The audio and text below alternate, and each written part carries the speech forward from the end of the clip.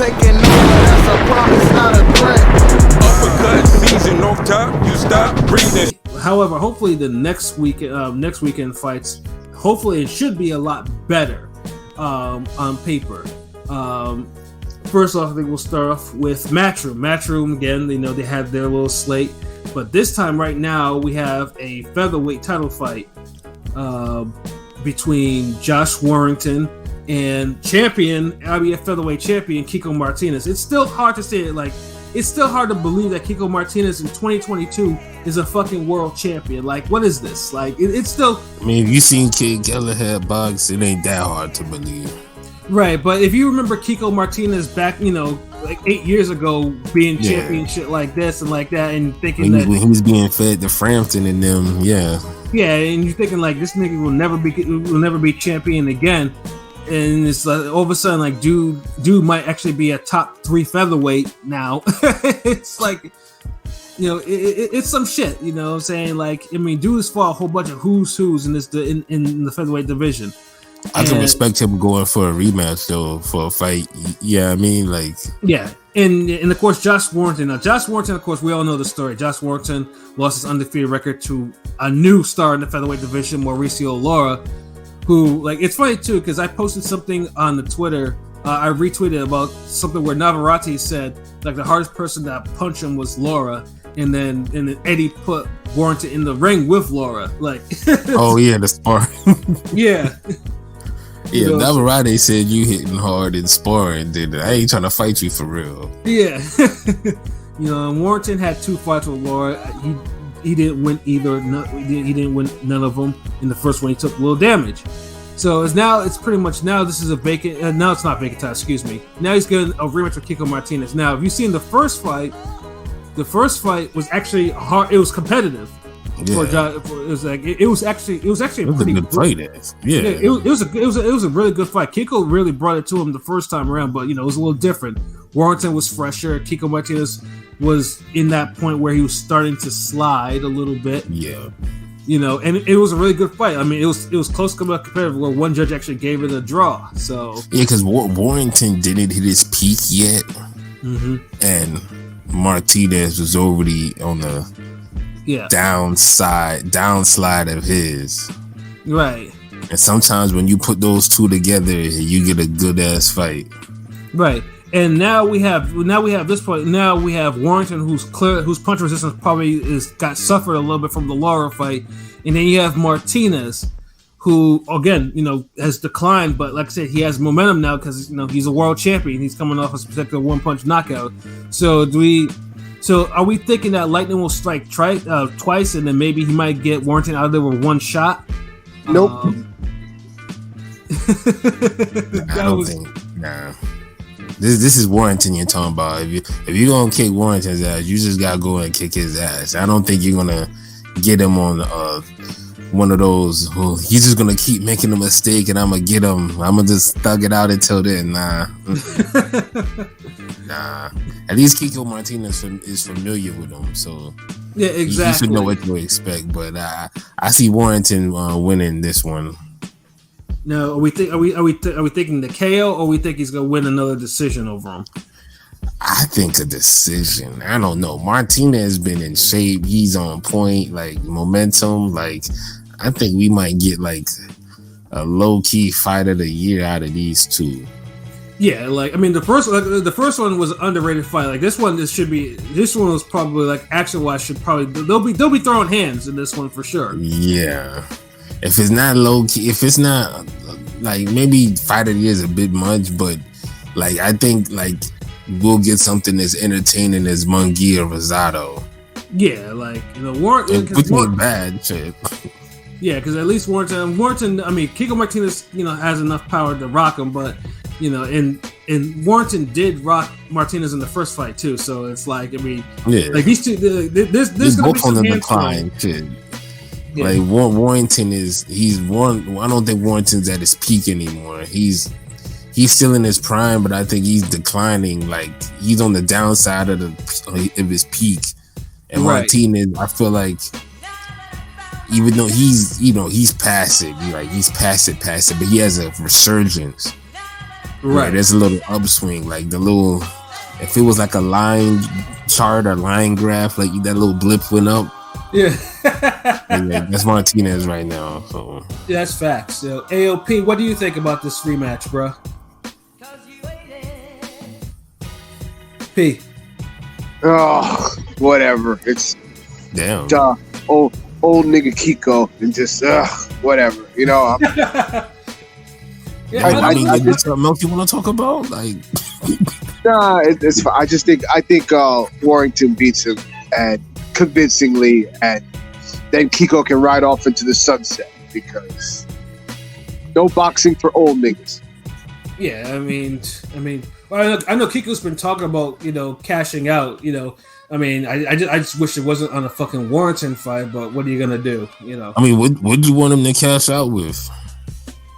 Oh, well, I mean, in terms of, there was the Laura fight. I mean, Laura should be getting this title shot, but I mean, then of course Laura would probably put his foot in his ass, and then I don't think Laura's going to bring as much money as Warren. I mean, think about it. Like, all three are capable of putting their foot in his ass, but one of them will like put their foot in his ass, flip him upside down, bury him, dig him up. Like, come on, then. Yeah, and one guy hurting him in sparring, so come on.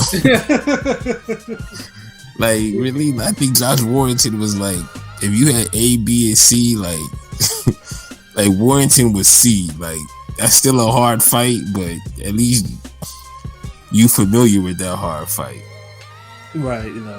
So P, you're thinking it's gonna be a decision? Yeah, decision. Pilot, what about you? I think a decision for Warrington. God damn, none of y'all niggas see a KO. Like, I was hoping King P would be like, man, a KO, like, because he had the disgust in his voice.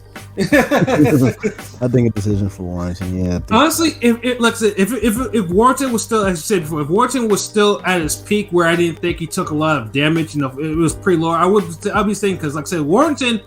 Warrington did find some power at some point. It's great. Like I would have called KO.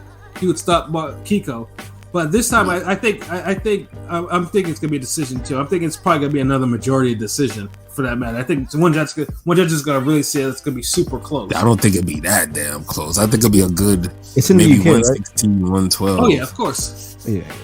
It's gonna be some card fuckery for sure. Well, it shouldn't be, because I mean, you'd have to be pretty low to really. And the Kiko has been robbed before. I'm not gonna say because I know, like I know he's like, shut your mouth. Yeah, yeah, but I mean, Eddie's pretty much paid for, because I know obviously he wants Warrington with the belt again, and and try to put Warrington in fight. I think, because I know he definitely wants to move forward with Warrington, because he did sign with him. So having Kiko Martinez there is pretty much like, I don't think Kiko's not signed to Matchroom. I mean, Eddie will probably have to sign him to Matchroom if he actually beats Warrington. Because else Kiko will take his title on the road somewhere. You know what I'm saying? But yeah, I think all of us say the decision. Yeah, I mean, but yeah, it should be a really good fight, and I look forward to it, because, like I said, what time? That's during the day, right? Like.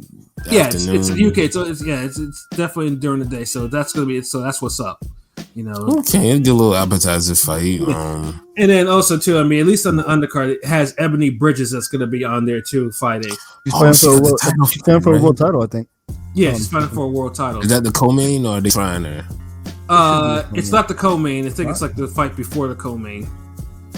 She kind of got a name. Should be the co-main. Yeah. I mean, ain't that they're doing it for leads? Like, damn. Like, okay, like. Yeah, but like I said, but at least I guess Eddie knows better than me, Yeah, I mean, Ebony Bridges. I mean, obviously, if you've seen her fight, yes, she has big breasts. I mean, we'll just put it out there in the open. She has big breasts. Like, I'm not gonna let's not. That's. I mean, she's better for women's boxing than a lot of y'all favorite women's boxers. That's facts. And when it comes time to scrap, she scraps. She's tough. Yeah, she's tough. Yeah, she's making the most of her opportunities, because then she's doing I think some Survivor show in Australia. Yeah. Hell yeah. No, she's talented. She can fucking draw too. Like, she can draw. Yeah, dude, like my nigga, she could draw. Like Yeah, really? I'm talking about like Shutterworth drawing. Like She seems like, you know, I'm rooting for her. Seems like a cool chick, you know. yeah, I think she's good for boxing. Like, but yeah, she be putting them up on the stories. Like she be drawing other boxers too and shit. I think she drew Melissa Saintville. Yeah. She drew some other ones. She be drawing Harlequin and other, but yeah. She definitely got talents to draw. Yeah, so at least there'll be something that, you know, at least you can look forward to, at least on there, like, you know, because Eddie be killing these women fights though. Like if he schedules women's fights more often than not, that's just gonna be entertaining as fuck, you know. Yeah, you know. So, but yeah, I think that's about the best. That's the most consistent thing he get right, really. Yeah, pretty much. You know, Fast Eddie. He'll have a trash card of like 5-6 fights trash, but the one women fight on that card be fucking busting. Yeah, I'd be the one you'd be like, oh, remember Terry Harper? What's her name for? Like, yeah, it's such. Yeah, so yeah, facts. That's about right. Facts. You know what I'm saying? But yeah, I mean, so all of us say decision, you know, whatnot, and yeah, we'll see. Like I said, it is a good fight on paper. You know, and you know, obviously, you know, if it's an upset, I'll go with it. You know, if Warrington regains his belt, I'll go with it too. Either way, featherweight division is starting to wake up again, and I like it. You know, that's what it needs. Just as long as the fight isn't trash, I'm all for it. yeah, facts. Yeah. So, but then on to the next, our final preview, the PBC. You know, PBC now has a triple header too. I know people have been waiting for the PBC. Slate and you know, I mean, they be keeping us fed, son. Like, they do. Fed. Like, you know, Showtime. Showtime. Like I said, you know, Showtime is doing its fucking thing. Like this year, like I mean, pretty much like some of the best cards right now has been Showtime. Like, I'd rather you try and give me a good card and the fights just end up being mid, than you give me a mid card and the fights end up mid. Or the rare card where the fight on paper is mid, but it turns out, you know, to be flames. Like, of course, the best example of that, of course, is Bradley Provodnikov. Like, yeah, but nah, that was always a straight fight. That was never a bad mid fight. Like, nah, nigga, I was not looking forward to no damn Bradley Provodnikov. Nigga, that was you. Yeah, nigga, no, nigga, no. You got a Bradley fan. Like, I fuck with Bradley. Bradley made for good fights. Like. You know, but this